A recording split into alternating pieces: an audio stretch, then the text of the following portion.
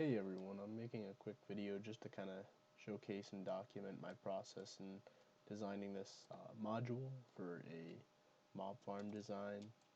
So as you can tell, I've been messing around with many different aspects of this farm, but this is a expandable module meant to be placed into a perimeter. I'd say I'd put like 3-4 of these together at low Y levels. The closer to Y0, the more ideal it is. Obviously, this redstone at the top would be also ideally not over the top of the farm, which affects spawn rates. The concept is a portal spawning farm that dissipates all the mobs to the nether so that it can free up the mob cap. The reason this is difficult in 1.18 is because of the light level of the portals. This requires the player to find ways around that.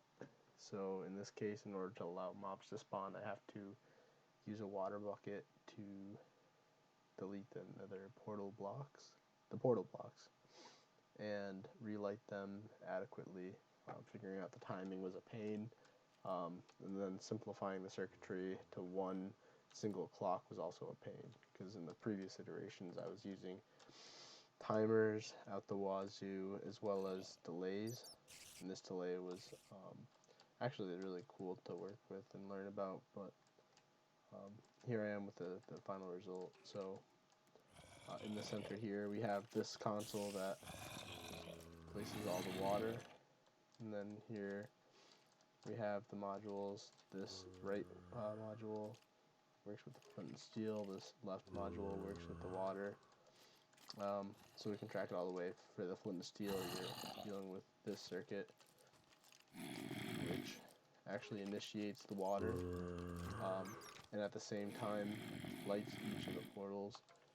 And I'm able to do this with just one circuit because they're so close together. I can power the blocks with quasi, and the outside ones kind of follow the same path, this outer path, and then it reaches these two paths separately.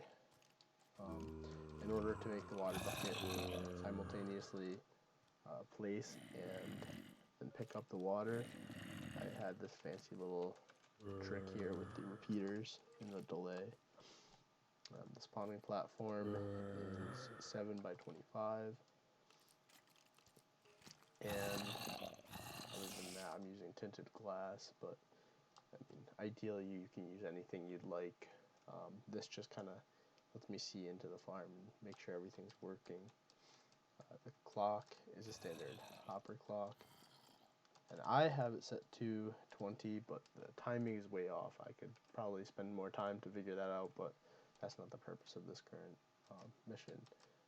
In order to make all this work, I had to have a circuit that actually cuts off the circuit so it doesn't stay on too long, because as soon as this switches from one to the other, it actually activates both of these circuits. That's the trouble with working with observers.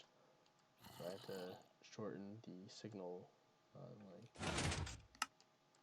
So this lights the portal, puts down all the water, the mobs get flushed,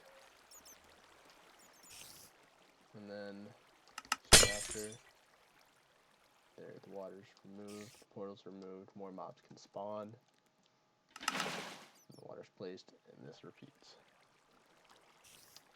Anyway, I think this is a cool concept to play around with and maybe figure out the ideal rates, but I'm actually really happy with how it turned out. The only thing that this doesn't really handle well are spider spawnings. Sometimes the spiders can get caught up in the corner, and I frankly am not sure how to deal with that. So, I mean, any suggestions would be helpful. Thank you.